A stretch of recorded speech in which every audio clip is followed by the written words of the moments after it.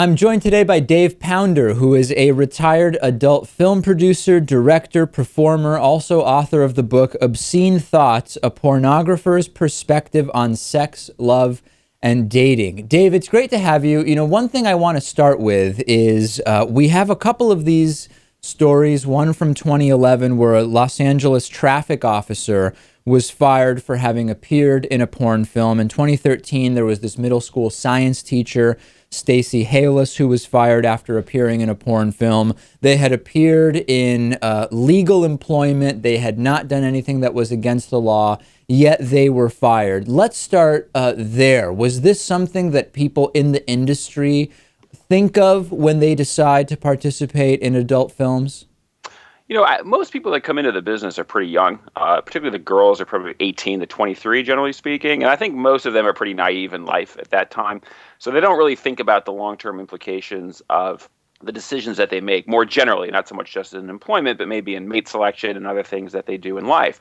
Now, granted, you know, I was fully aware of that there would be sort of social consequences, if you will, for being involved with the adult film business, but I welcomed those challenges. You know, part of my decision to get into the adult film industry was to take someone like myself that has a perfectly, you know, legitimate background in the sense that I'm well educated, I have no criminal background, not involved with drugs, etc., to sort of challenge that social stigma and say, you know, there isn't anything wrong with sexuality. It's perfectly natural, you know, and people shouldn't be discriminated against merely because in one life, not just the adult film industry, but maybe they went to a swingers club with their partner, or maybe they were just a dancer, you know, or maybe they were a nude model for a painting class. You know, it really depends what people's definition of, you know, pornography is.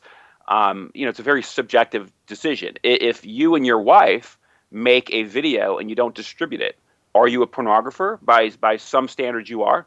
By other standards you're not. What if you make a video and you put it up on the web on a server, but it never gets downloaded? Is the fact that you made it available for download enough to, you know, call you a pornographer and then, you know, have you dismissed from a job? Well, there's those specifics with regard to what we could all agree kind of falls under that umbrella, but then there's even more gray area. I mean, what if someone were to be an actor in an R-rated movie that was particularly explicit, right? It pushed the boundaries of what would be allowed in terms of sexual content in an R-rated movie, or maybe it was NC-17, but in another country, it was the equivalent of R-rated. We're opening up this, and I hate to call slippery slopes when I don't think they exist, but we really are opening up a slippery slope here, aren't we?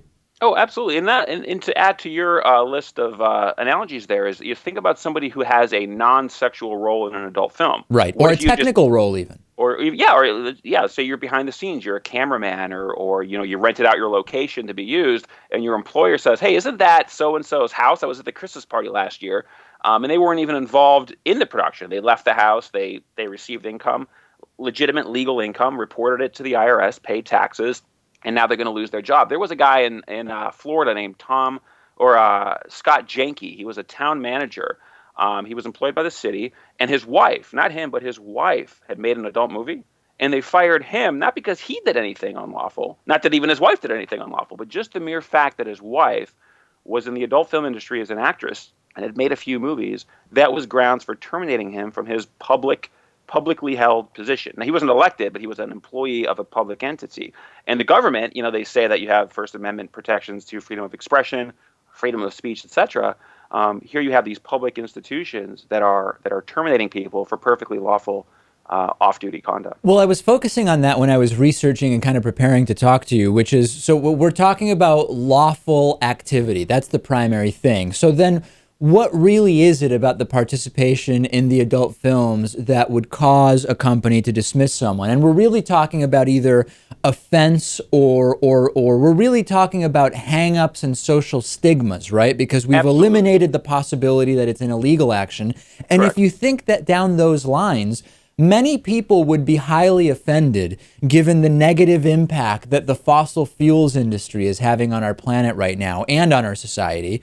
About somebody working in that field, but we're really talking about the same type of arbitrary decision, right? You could be offended that somebody was working in an adult film in kind of the same way that you could be offended that somebody participated in the fossil fuels industry, which is having such a negative impact on society. And I think if we gave that example, people would realize how absurd this is. Oh, absolutely. Yeah. I mean, the idea is, think about somebody who works for, Anheuser-Busch, or I guess is InBev now, right? Sure. If I'm the owner of InBev and I'm creating alcoholic beverages, which some religions like say Mormonism have an opposition to drinking alcohol, it's immoral under their tenets of their law.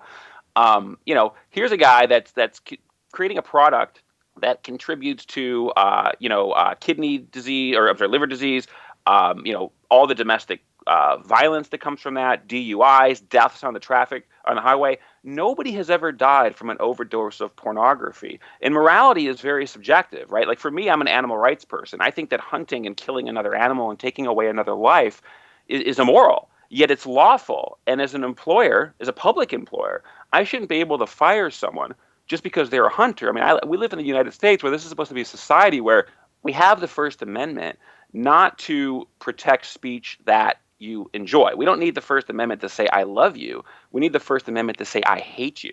And the thing is even though, I may have to tolerate hunters that violate my personal morality, but in exchange for my tolerance of hunting and this sort of abuse to animals, in my view, somebody else has to tolerate, their personal, moral objections to sexuality. I mean, if you look at Janet Jackson, right, she had the wardrobe malfunction at the Super Bowl, merely just exposed the breast. There was no sexuality, nothing. And it was a huge national news story about where is this country going, because we showed a perfectly natural breast, right? And there was Jimmy Kimmel did a spoof on that with Al Jazeera, and they had all these people in Iran dancing around in full burqas, and a sleeve falls off. Right. Forearm is exposed, and everybody freaks out, and Al Jazeera goes nuts, and the Americans laugh at that and go, "Wow, isn't that silly that they have to dress like that and cover a forearm?"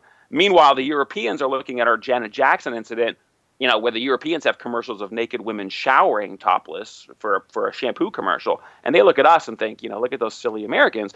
And the other interesting thing to look at is the societies that are more tolerant of sexuality actually have the best rights towards women. If you look at countries like the Netherlands or Western Europe or the Nordic countries, or even Canada, they have some of the best treatment between men and women, yet in most of these prostitution is legal, pornography is legal, etc. Where you look at societies where women's rights are not the best, access to abortion, etc., those have the most constrained constrictions on women's behavior, whether that's Afghanistan, Iran, Iraq, or even here in the United States. Our women's rights here are less than they are in Canada and Western Europe, and you can see that our level of sort of sexual tolerance or even women's sexual empowerment is directly correlated with that level of freedom. So with regard to the employment, though, just to get back on that, what we're really dealing with here in the U.S. is a situation where most people are employees at will, right? So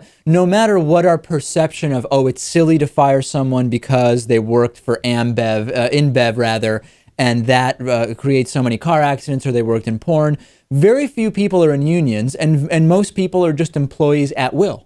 Sure. Now, you're talking about a private-public distinction. So in most states in the U.S., you can fire somebody merely because you don't like the color of their shirt. You can say, you're wearing a green shirt, you're fired. And the match to that is that an employee can quit for any reason or for no reason. What I'm trying to do is to apply this to the public employers, in the sense that to say, if everybody's paying taxes, right, the only beef that an employer can have as a public employer is someone who's doing something unlawful. Because everything else that's within the purview of the law should be acceptable to a public employer, since everyone has to pay taxes. If I work for Burger King, and they fire me because I was in the adult film industry, I can retaliate in the sense that I can stop consuming Burger King products. I can go to McDonald's or Wendy's. However, if, say, a school district or a city discriminates against you, right, you can't stop paying taxes. You can't say, I don't like the way the school board is operating. Let me stop paying taxes to the schools. I'm still mandated to pay taxes to the schools and the property values. Therefore, if I'm mandated to pay taxes and I have no option, regardless of how the school board is performing, then these public employers should not be permitted to fire people for the sort of the subjective moral choices that go against the public employer. Think of it like this. Let's say you're a principal of a school and you have two teachers. Say one of them, got a dog from a dog breeder over the weekend, and you think as an animal rights person that dog breeders are bad and people should adopt from shelters. If you're going to allow, say, public schools to arbitrarily fire teachers who had been in the adult industry or even who are currently in the adult industry, that's no different from that principle saying, I've decided I'm going to fire this English teacher because she adopted a dog from the pound. And meanwhile, I'm going to fire this science teacher because they drink alcohol on the weekends. And I had a son who died in a DUI and I feel bad about that. So they're fired arbitrarily.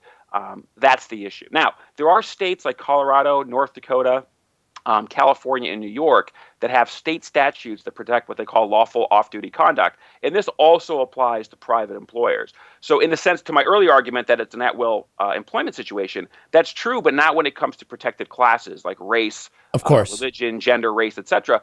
And I think that, in my view, which it might be a little more progressive, is I think that lawful off-duty conduct or conduct within the law on your own time should actually be a protected class because so many people are adversely affected by employment decisions as a result of stuff that has nothing to do with their job based on the arbitrary morality of a certain administrator at the organization.